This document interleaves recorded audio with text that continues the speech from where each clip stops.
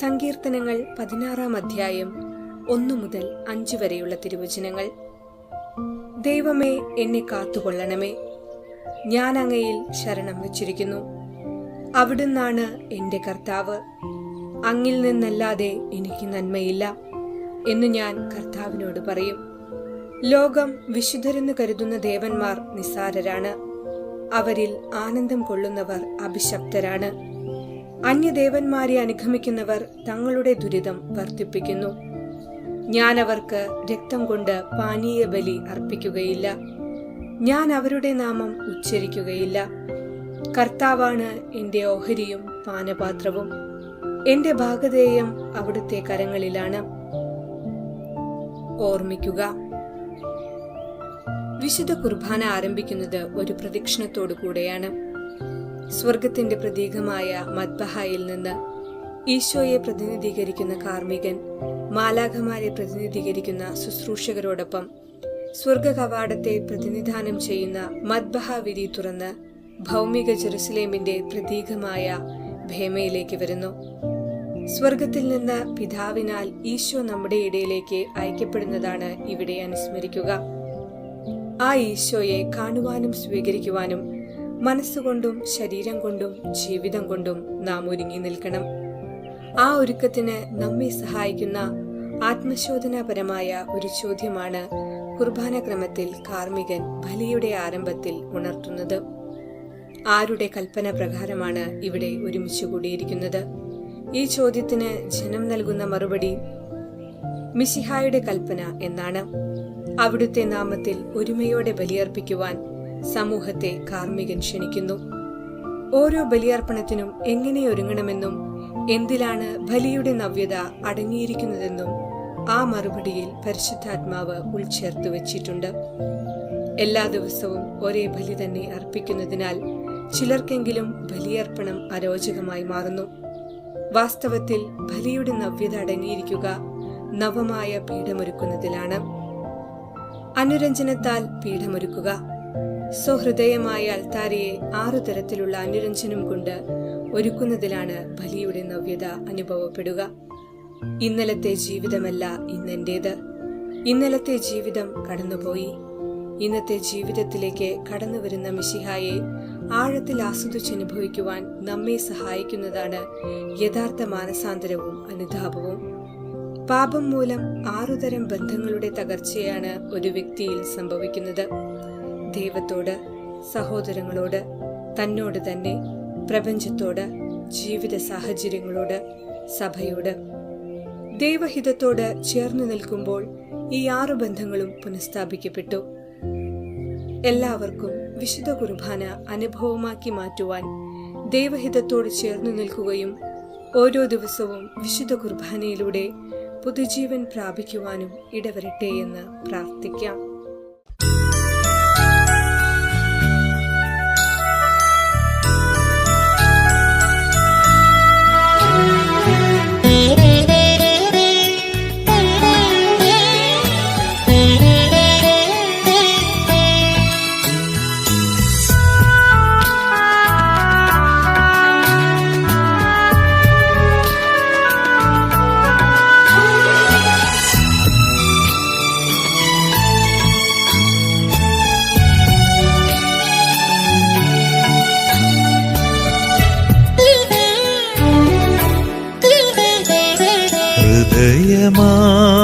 ബേത്ലഹേം ഒരുക്കിടാമേശുവേ,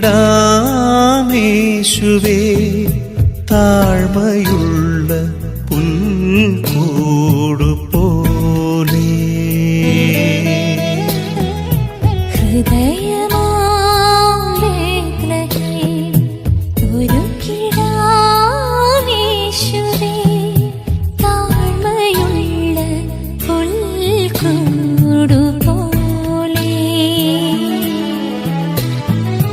ദിവ്യകാരുണ്യമായി താണിറങ്ങൂ തിങ്കളേ,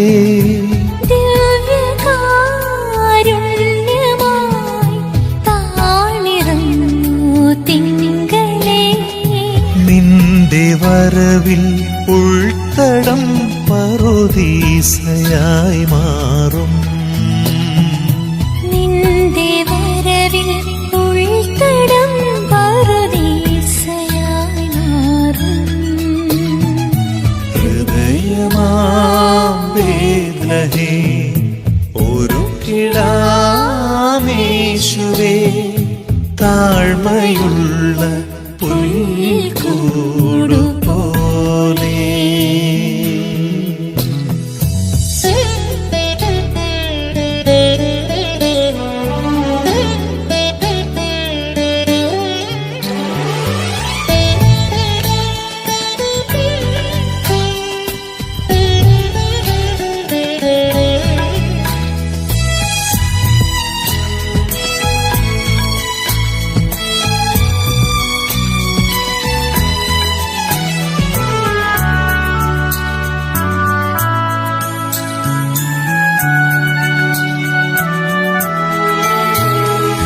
നീട്ടിടുന്ന കൈകളിൽ സ്വർഗം കാണിറങ്ങിടും.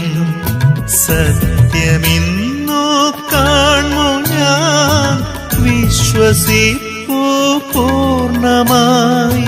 നാവിലൊരു തീക്കനലുപോൽ ശുദ്ധി ചെയ്യും സ്പർശനം അങ്ങു നൽകും വേളയിൽ ആത്മനാൽ നിറഞ്ഞിടും.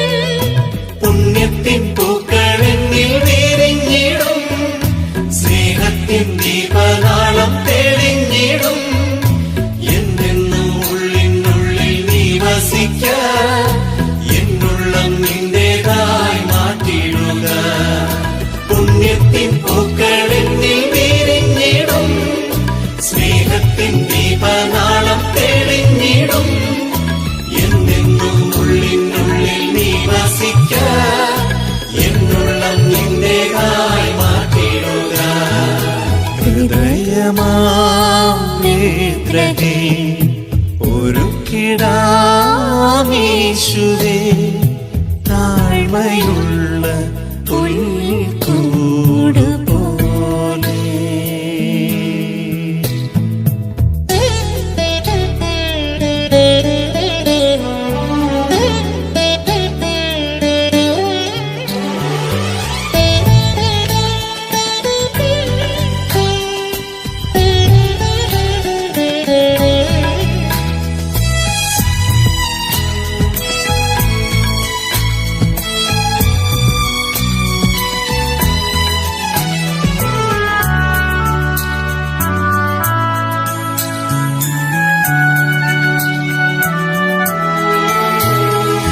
പൂജ്യമായി നീ അണയവേ, ഉൾക്കൊള്ളാതെ അന്യയായി വാതിൽ പൂട്ടിയ സത്രമായി നിന്നുപോയി പല നാളുകൾ.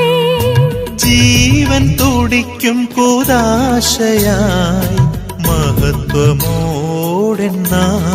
നീ വന്നു പല നാളെങ്കിലും. നിന്നിലലിയാൻ മറന്നു ഞാൻ, പാപിയെ തേടി വന്ന പാവനരേ, എന്നെ വിട്ടൊരു നാളും പോയിടല്ലേ. എന്നെന്നും ഉള്ളിനുള്ളിൽ നീ വസിക്ക, എന്നുള്ളം നിന്റേതായി മാറ്റിടുക. പാപിയെ തേടി വന്ന പാവനരേ, എന്നെ വിട്ടൊരു നാളും പോയിടല്ലേ. എന്നെന്നും ഉള്ളിനുള്ളിൽ നീ വസിക്ക, എന്നുള്ളം നിന്റേതായി മാറ്റിടുക. ഹൃദയമാം ബേത്ലഹേം ഒരുക്കിടാമേശുവേ, താഴ്മയുള്ള പുൽക്കൂടു പോലെ.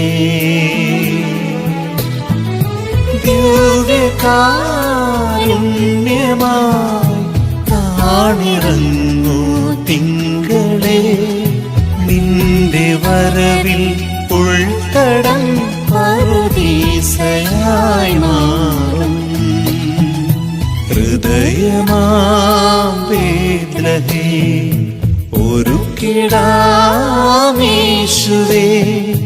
താഴ്മയുള്ള പൊൻകൂടുക